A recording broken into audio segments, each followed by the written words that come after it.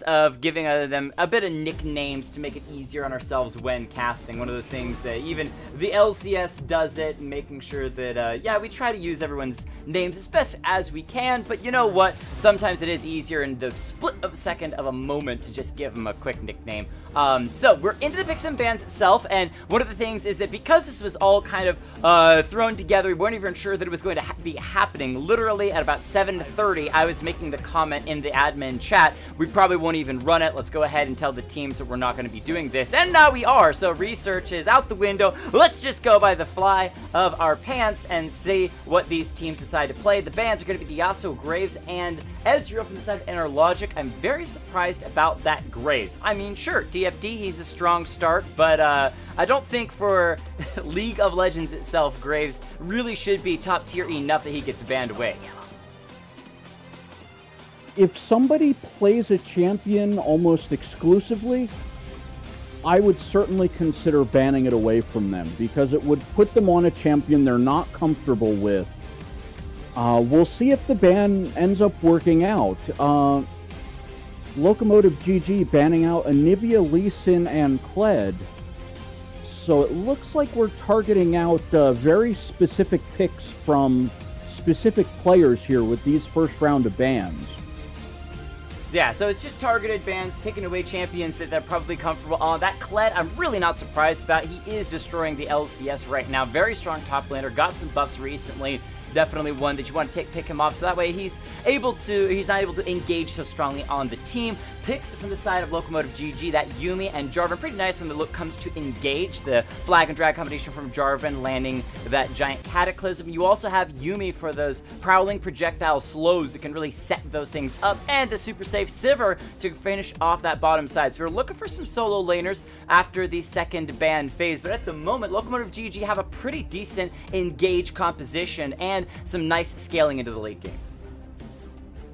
Yeah, so far the only real issue is Morgana. Is that a potential mid flex? It's not as often seen in the mid lane, but it could be going there.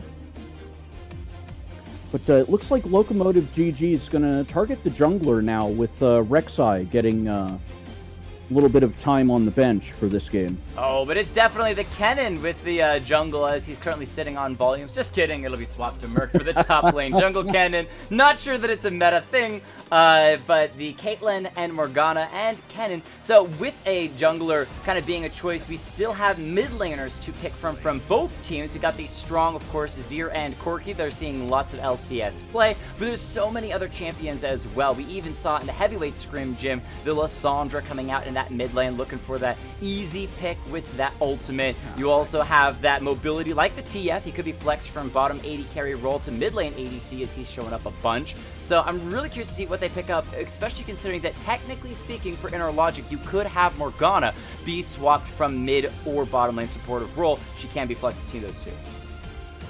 I'm actually a little surprised by the Rakan ban here by Locomotive GG.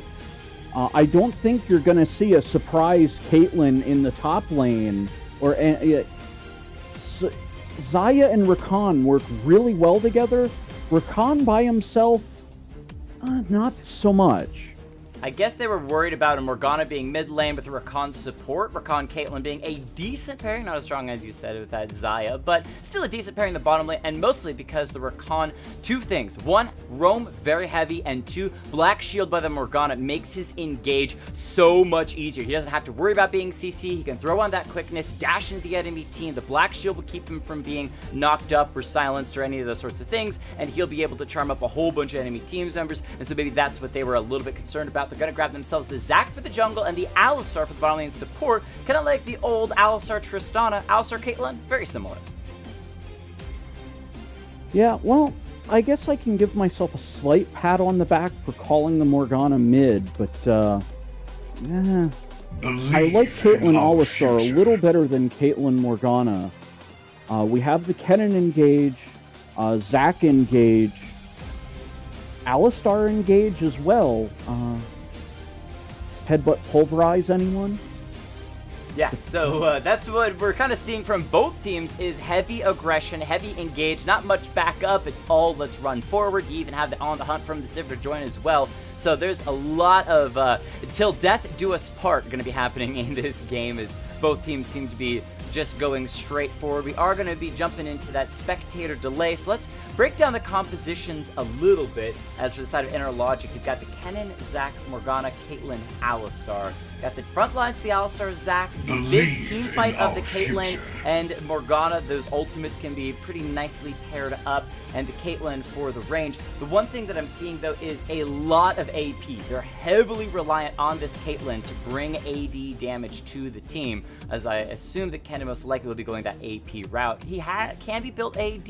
I don't know. Let me ask you, Frico. Kennen AD or AP? LCS kind of plays in both ways. What are your thoughts? With this comp, you want to mix your damage, and your two main sources of it are Kennen and Caitlyn with this composition. So if I were the blue side here, Kennen's going AP, Caitlyn's going to be my AD carry. So for me, it's fairly cut and dry that Kennen's going to be AP in this, and Caitlyn going to be AD. Alistar, Zac are going to be building tank items mostly. Morgana would be a secondary AP source since she is in the mid lane, but I think we're going to see a lot of things like redemption coming from the Morgana to help out with the shield on the black shield. So it's kind of like, what Karma in the mid lane or Karma in the top lane would be if they were running more of the healing and shielding support, not necessarily laner AP dominant idea. So when you're looking, however, at Locomotive GG, they've got a Yorick in the top lane. Great split pusher, fantastic peel for the team, and really a strong champion once that mid game hits for shoving down a side lane, then TPing in for a fight around one of those neutral objectives. However, if you're saying that this Kennen is going to go AP, which definitely looks like it with that Caitlyn and Kennen kind of being opposite sides when it comes to the damage charts, AP Kennen does not deal as well in solo split pushing scenarios. So dealing with Yorick might be a little bit difficult for Kennen once we hit that mid game. Now that is true. Morgana, if she goes the AP route, it may allow Kennen to go AD as well. I think it's a little risky to go that route, but Yorick's definitely going to be the problem that Locomotive is hoping to pose to the enemy team. Jarvan, he's going to jump in, lock people down with a Cataclysm. I don't like the interaction with Katarina and Alistar for the Katarina. She tries to ult. Alistar's going to be like, nope, get out. I got 1, 2, 3 ways to CC you and stop you from that whirling death. Yeah, I think the Katarina here might be a little bit poor team drafting, but we'll see. Sivir Yumi's definitely strong. I give Sivir the advantage in this early laning phase just because, well, Sivir. But Alistar can definitely do some damage when it comes to just engaging on someone and getting past the spell shield of Sivir. You can only stop one of them. You get knocked up, knocked back, knocked around. Next thing you know, Caitlyn's free-firing on you, and off to the fountain you go.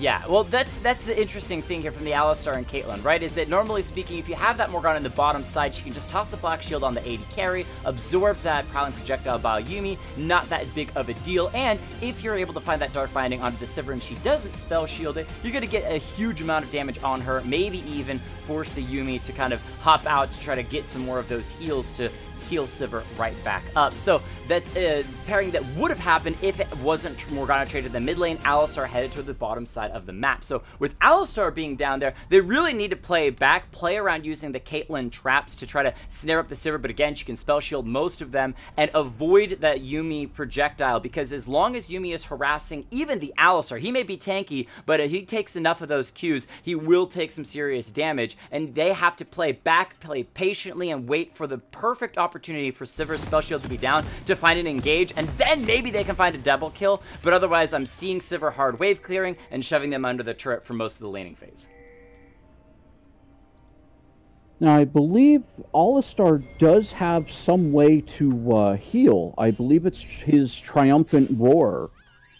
Would that help mitigate the Yuumi poke in some way? It does a little bit, plus he also is running the Relic Shield, which will give him a little bit of health when he's killing those minions and giving the gold to himself and the AD carry. Okay, I have actually a little bit of early game damage as E-Girl's going to be stepping forward. Datholo going to be getting to touch a poke down. Ooh, we got lots of people just hovering, walking back and forth. I dare you, I dare you, I dare you. Ward for ward traded. And there's a shuriken into Morgana as she heads back towards that mid lane. She's actually going to recall, I guess, lost enough health, concerned about that early level 1 in lane. No, looks like we have a little problem in the chat. Someone's saying there's a rune bug. I believe Get Murked is having a problem with his runes, but I'm going to have to leave that to the executive committee to make a ruling. Yeah, I think in this particular case, we're just going to roll with it. It's one of those things that, you know, we did have, even though things were a little bit rushed, they did have that time as, you know, per usual to be able to do that. So we're not going to be resetting this game. However, we'll take a look at that when it comes to the rule set in, you know, before next week's games, maybe even before tomorrow's heavyweight Scrim Gym games. So the action will begin in the lanes. It was a jungler on the top side, J4, being able to grab up that red buff and might actually join Kennen straight in for an invade. Should see that in just a second as Kennen is slow pushing that top lane. Crayola, Koala walking in first. There comes the J4. E-Girl coming in. We'll see the flag and drag lands. They're going to be able to find the knockup on to Get Murked and force a flash out of the Kennen. A happy gank for the J4 early game.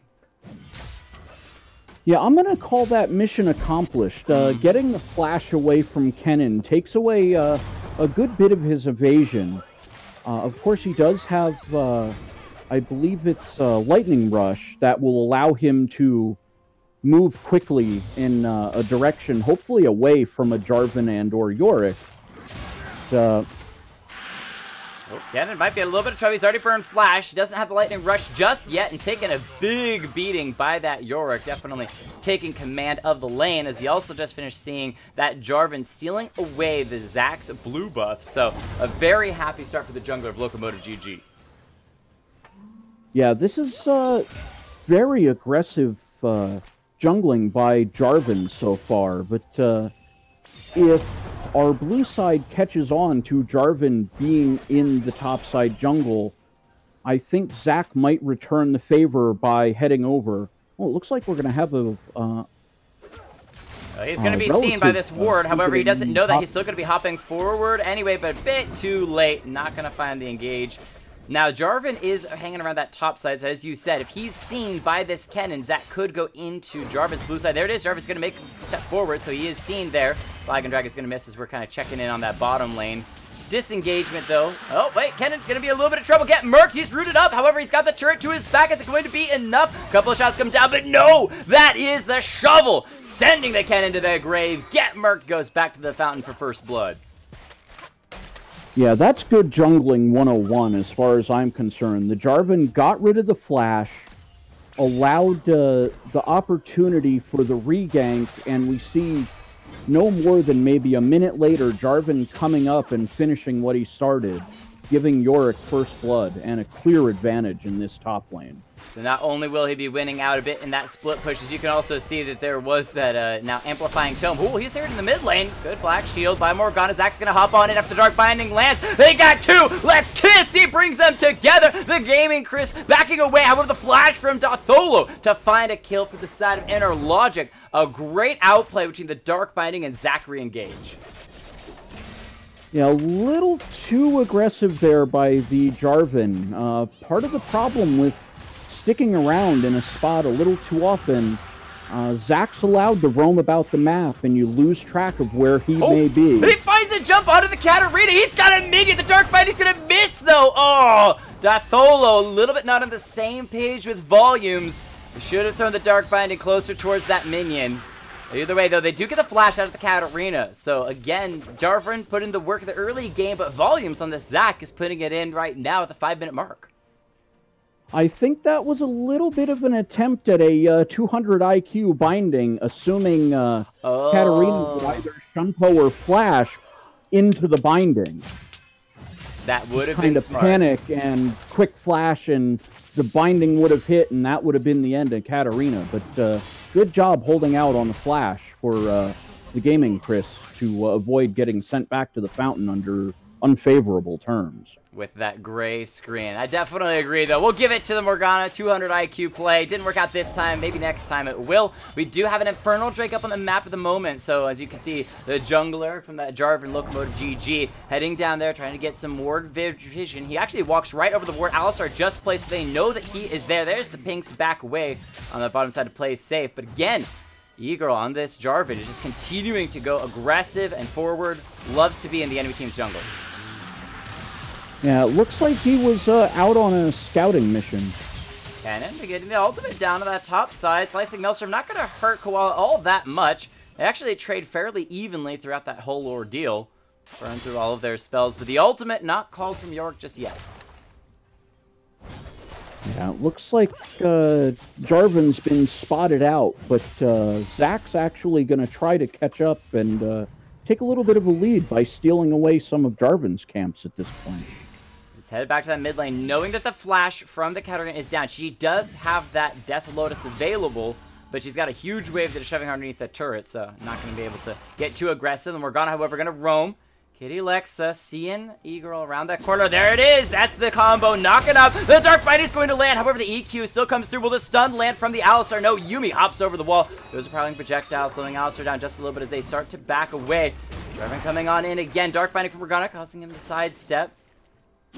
Alistar continuing to engage once more, finding the knockup. Jarvan gonna go in. He doesn't have that ultimate available just yet. Morgana starts the Dark Binding. Those three chains coming down. Looking for Katarina, but she's able to shove away for the moment. Volumes setting up once again. Who is he going to be able to jump on? There's a lot of CC, but no real damage coming through. Eagle goes right back. Nice headbutt by the Alistar. They're finding the knockup, and a great stop by the Zac. He's pulled the Katarina back as well. Dartholo will still fall due to the Shunpo, and Alistar fell down earlier, so Volumes is going to be in trouble. Koala TP to the bottom lane. Now they can take down the Zac blobs, as there were just too many members of Inner Logic just kind of sitting around, never fully engaging. This should be Infernal Drake going over to Locomotive GG.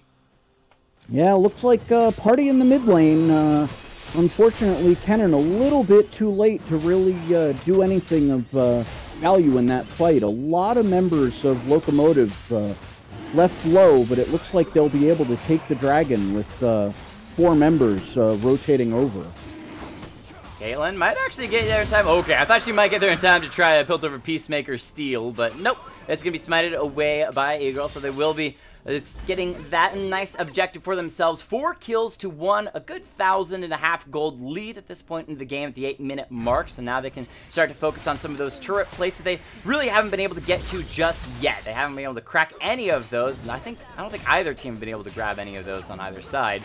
So, lots of gold left. Looks like all the turrets are still intact, is in the way of plating. Oh, that good from Alistar. Waited out the spell shield on the Sivir. They're going to find that root as well. However, Kitty Lex is still going to be in a bit of trouble. A couple of those boomerangs might be able to do it. Puppeteer in a bit of trouble. Probably projectile from the real tomb. Not enough to take Puppeteer down. Good crit back, but Yumi's got those heals. So potions chugging on the bottom side.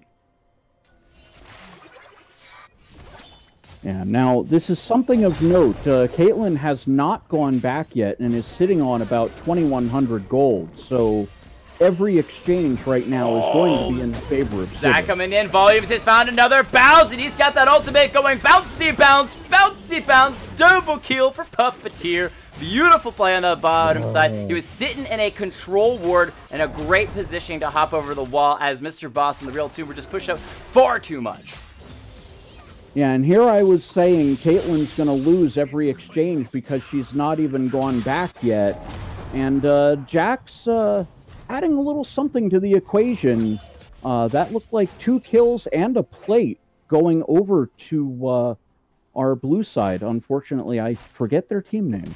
Inner Logic. And now that Caitlyn, you were talking about earlier, 2,400. Now it's sitting at 3,100. So Caitlyn pretty happy with that. We'll see what she decides to actually buy with that huge wallet of gold once she gets back to the fountain. BF sword, boots. Oh, she's going straight for potentially that Infinity Edge. Got that double daggers as well. Not an Infinity Edge route, so we'll see what happens as the Slicing Maelstrom's called to the top side. Those minions are losing a little bit of health, but they're not dead just yet. Ultimate's called out from Koala. This Maiden He's getting a lot of damage down to get Merc there. The minions are called forward underneath that turret. Sorry, Kennen, you can't hide from all of them. And does go down to solo kill by Crayola Koala. Yeah, this is going to be some big damage coming to the top turret. Looked like the Maiden actually got the last shot in. So let's see, that's 2 plates now with Jarvan helping out.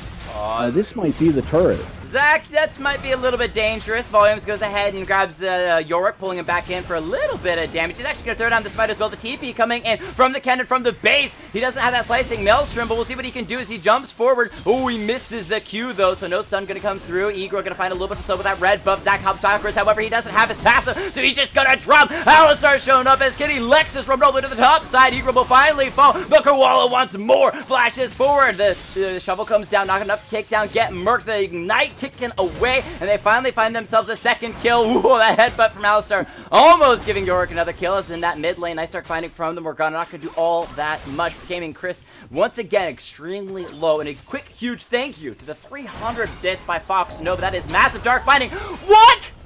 Gaming Chris, what are you doing? You've literally Shanpoed into that dark finding. Yeah, I think Morgana's got the aimbot going, expecting Gaming Chris to jump around and caught him that time. Beautiful play by Datholio. On the hunt, called on the bottom side, so it's the final chapter by Yumi. They find the exhaust on the Puppeteer, rooted up. Not much the Caitlyn can do, paired up with against all that CC. Stuck between the final chapter and the wall. Goes down, but that should still open up the opportunity for Rift Herald to be grabbed by Interlogic. Yeah, looks like 2 plates and potentially a Rift Herald. Looks like Locomotive GG is none the wiser to the Rift Herald being taken as they get the unfortunate news. And one of the best things for Interlogic is they are fighting and clawing their way back into this game as best they can. They've evened up the gold. They can even up a little bit more as there's an Infernal Drake 40 seconds away from spawning. If they grab that, they even up those big powerful Drakes to get Merc. Going to be in trouble at the top side. He finds the stun onto the Yorick. He's underneath that turret as well. But the Slicing Maelstrom won't take down those minions, so they can take for the Yorick. Koala picks up another one as Yumi, not even in trouble on the bottom side, just uses the UME to jump back to the Sliver. I almost thought Yumi was going to take a couple turret shots, but it looks like we're going to see the first turret going over to Yorick in the top lane. Locomotive GG pressuring both top and bottom right now. They go getting that first turret gold. Volume's going to walk right past 2, sitting in that bottom side brush. They're trying to bait the members of Interlogic forward to fight for the Sivir as the Katarina and Jarvan coming around. Puppeteer going to be in a lot of trouble. There's that knock by J4. Cataclysm as well. Locks her down. Now is the tanks. What they can do is to sustain. The final chapter is out. Rooting up both members. Kitty Lex going to be in trouble. Zach does have his bobbles underneath the turret, so it's safe for just a moment. However, that Sivir going to make short work of him, and there he goes falling as you're going to pick up another kill. Dartholo going to go ahead and TP to the bottom side. Flashes forward. Needs an auto maybe to take down Egro. Throws out the dark finding, but it's going to miss. The J4 has a blue buff. EQ's away. Oh, the plays out of this Jarvan are beautiful.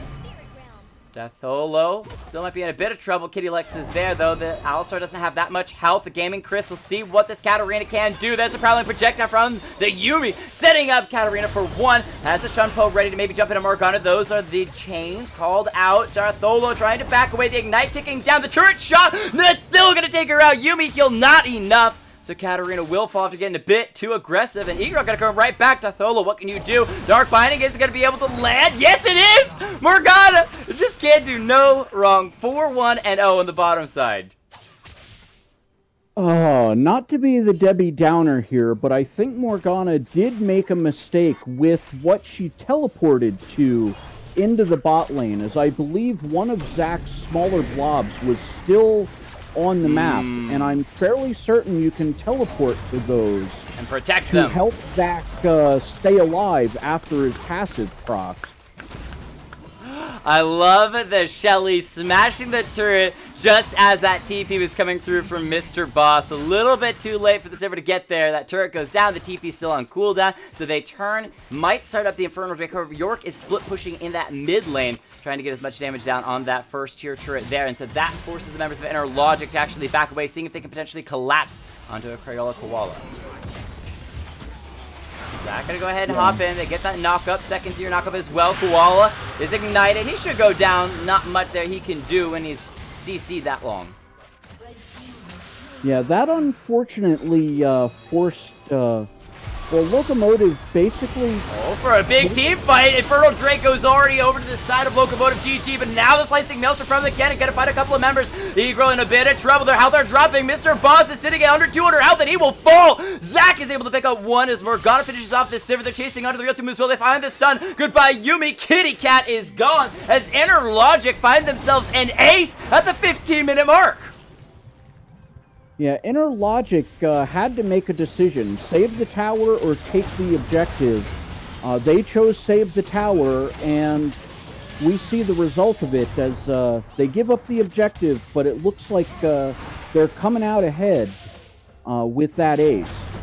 Yeah, between Get Mercs, Slicing Maelstrom onto 4 members of Locomotive GG, as well as that Morgana Black Shield continuing to do work when it comes to just spell shielding people. They found themselves a really, really good kill, but they still have work to do. They're still down in gold only by 500, but it's double Infernal Drakes to Locomotive GG. They still have a huge Yorick that can now join to split push on the bottom side of the map, as there is still that first X-tier turret down there. He solo killed the cannon several times.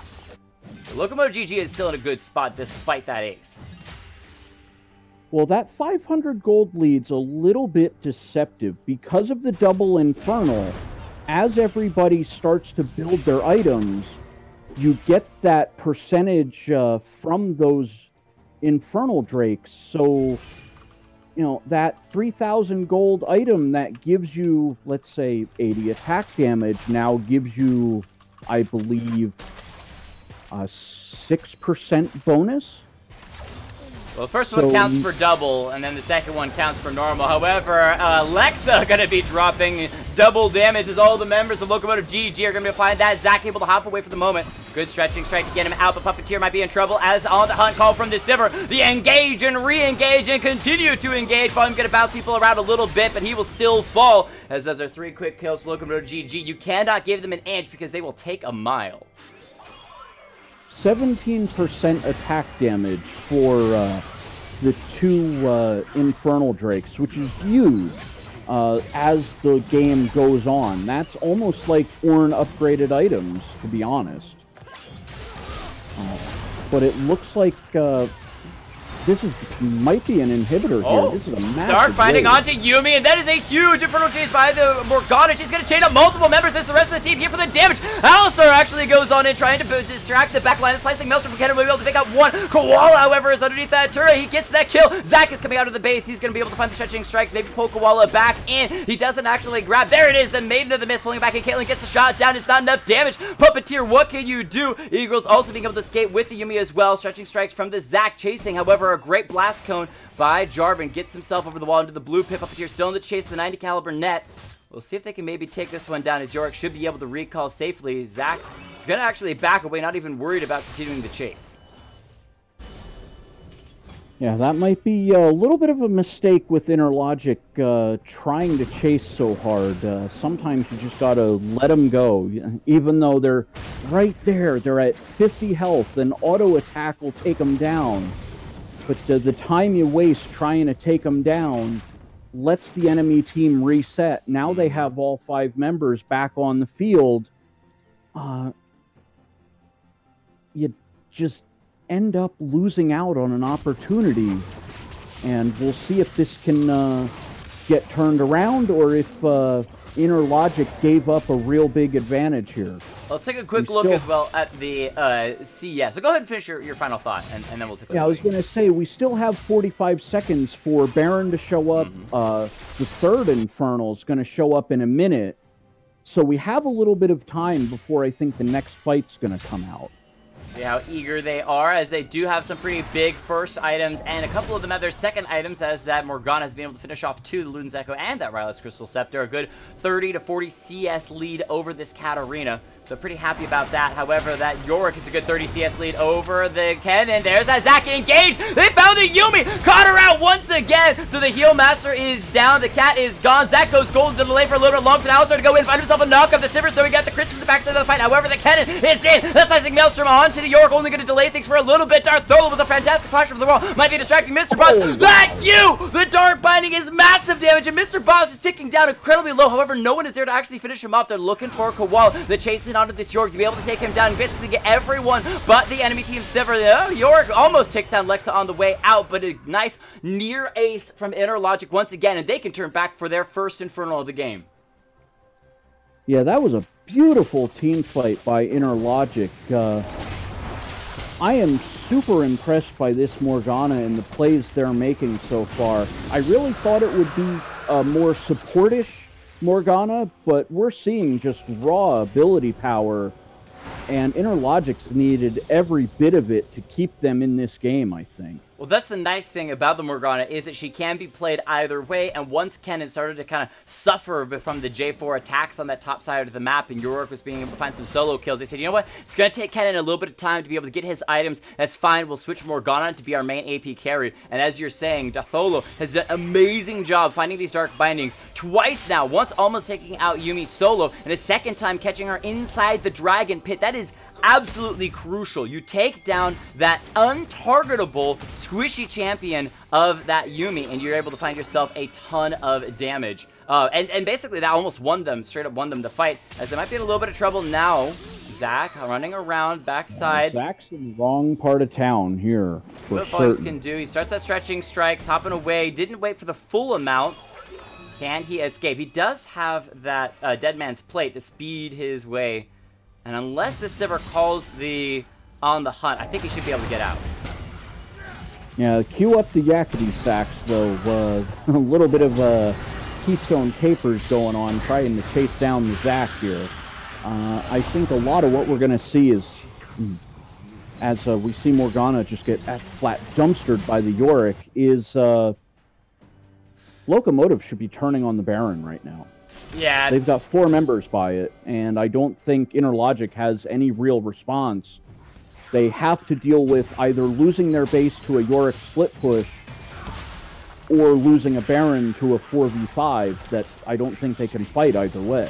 Well, we'll see what they do, because at the moment they're not really doing anything. They're losing the bottom lane turret. That Maiden is just tearing that turret down bit by bit, siphoning off that damage, and now they're going on to the Baron itself. That's going to be the engage by Alistar and the Zac. They found a bunch of knockouts. You know what has damage? The ultimate ace in the hole from Puppeteer. Not going to take that Egro just yet, but turning around the damage finds the Sivir. The Caitlyn, triple kill. Could look for Egro as well. The Jarvan is sitting at under 200 health, and actually the Caitlyn dies to the Baron as they're trying to take the Baron after it had already been started, but they only have 2 members, tanky members, so they're backing away, and Merc will drop on the bottom side, so Koala could still get that second tier turret down there. So another even fight between the two teams. Morgana is backed up. Datholo should watch the turret fall on this bottom side, but can she actually take down the Yorick?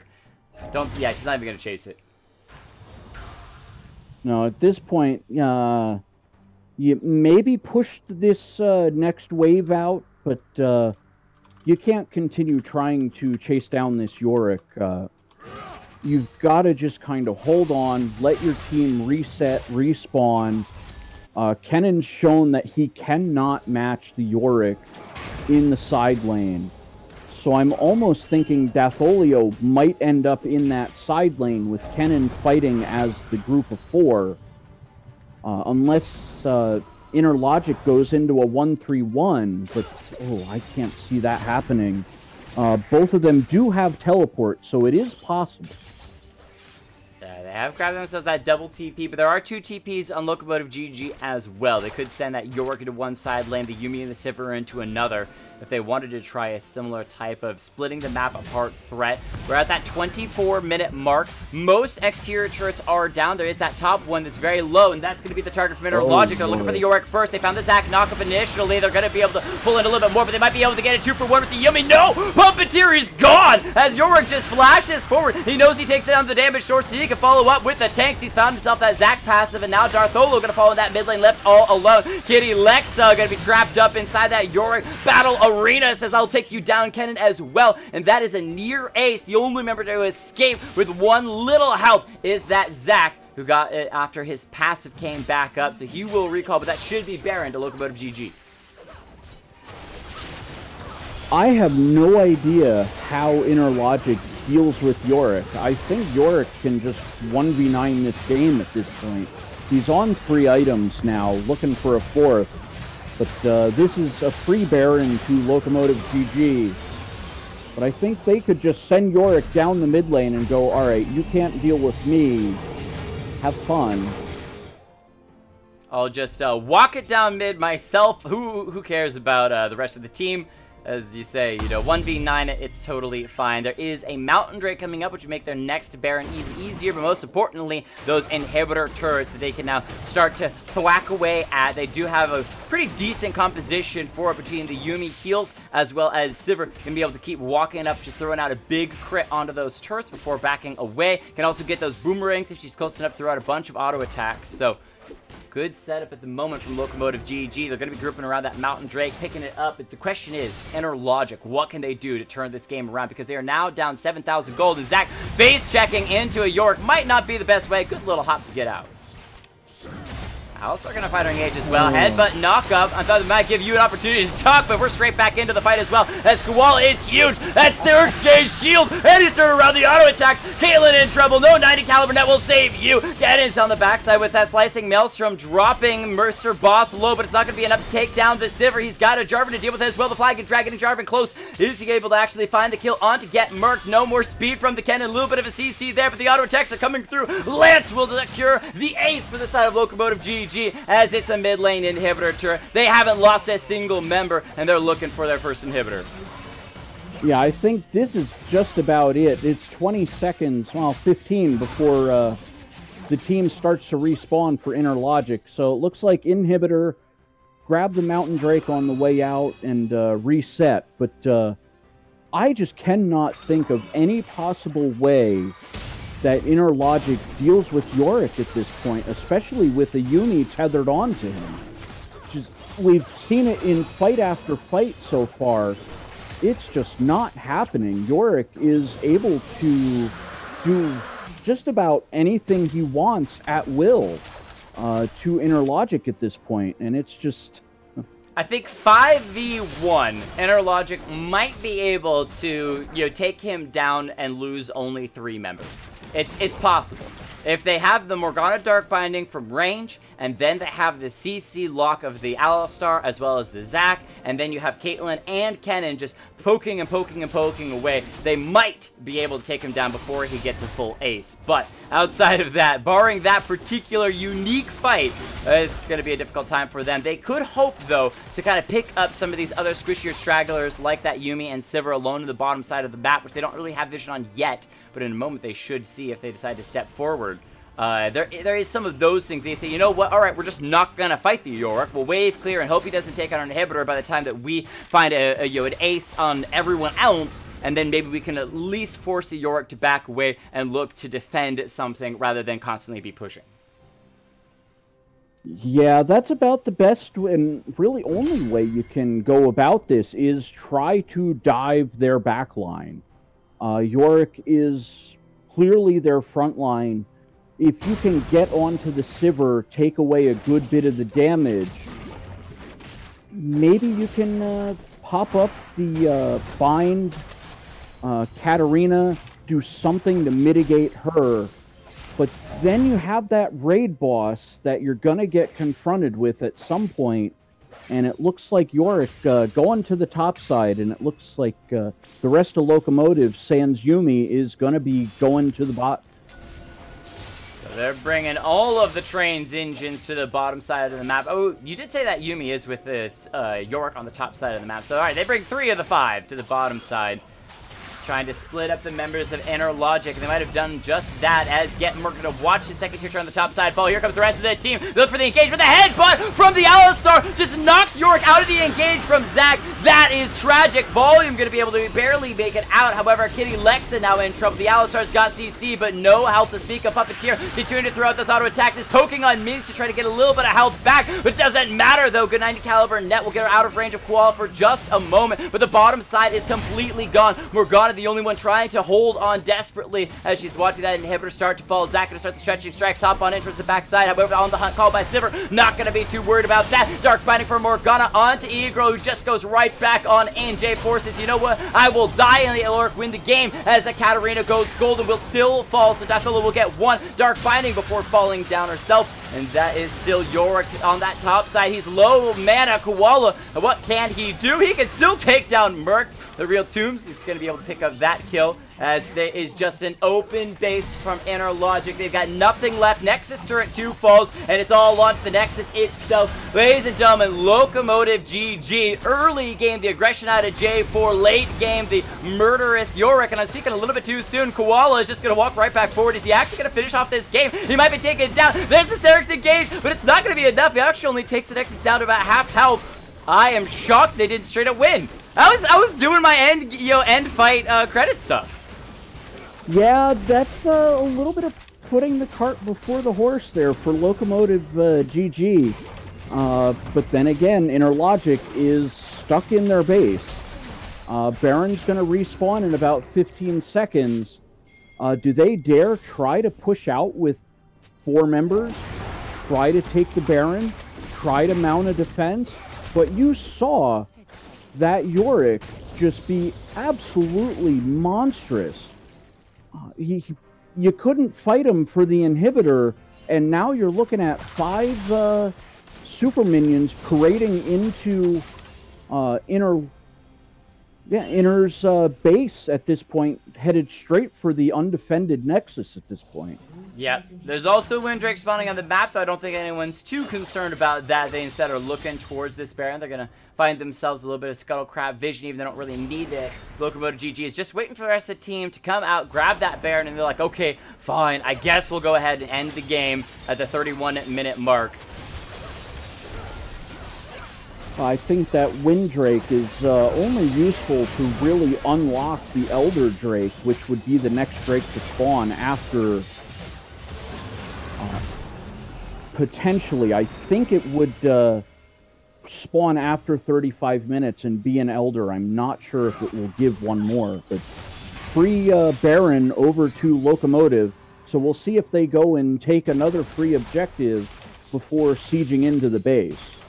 Well, they are going to grab that Windrake, yeah, as you said, for themselves. It's kind of I still think unnecessary, but you know what, I guess, check all the boxes before you turn the test in for the teacher that you're otherwise basically acing at this point. And they're looking definitely strong going in to round 2 for the lightweight Scrim Gym. It's going to be the last fight of the game for the side of Inner Logic. We'll see what they can maybe do. Morgana's heading back in from the top side of the map, but Koala just runs straight on forward. Jarvan going to go ahead and Cataclysm straight onto Caitlyn, so she will be gone. And look at that Sivir. She's just sitting in the backside, throwing out those auto attacks. Volume's dropping low, and the focus onto the Nexus before the team is even gone. Ladies and gentlemen, Locomotive GG, they took their time, but they still won in epic fashion over Inner Logic and will move forward. Well, that's being thorough. You know, you can never be too thorough. Take that last dragon just to make sure, in case you're repelled. I don't really know how Inner Logic could have repelled that last attack with a completely undefended base.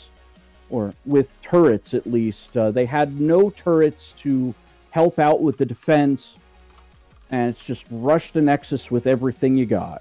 Beautiful, beautiful stuff. And now we do want to give credit to Inner Logic. They had a couple of opportunities that they really did fight well, especially as we commented very early on, Datholo in that mid lane Morgana. Some incredible dark binding, some amazing damage, good use of that ult. You can see started to build towards that Zhonya's, even though towards that later stage of the game, it just wasn't going to be enough. I did like overall, though, Datholo and anyone from the side of Locomotive GG that you really kind of want to point out as being a really good player.